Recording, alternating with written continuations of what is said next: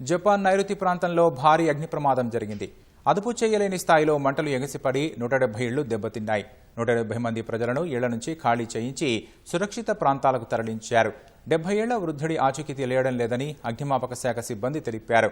ఒయిటా నగరంలోని fishing port సమీపంలో చెలరేగిన మంటలో బలమైన గాలులు వీయడంతో పక్కనే ఉన్న అడవికి విస్తరించాయి. రెప్పపాటులో మంటలు వ్యాపించడంతో చాలా వస్తువులు వదిలేసి ఇంటి నుంచి పారిపోవాల్సి వచ్చిందని స్థానికులు వాపోయారు.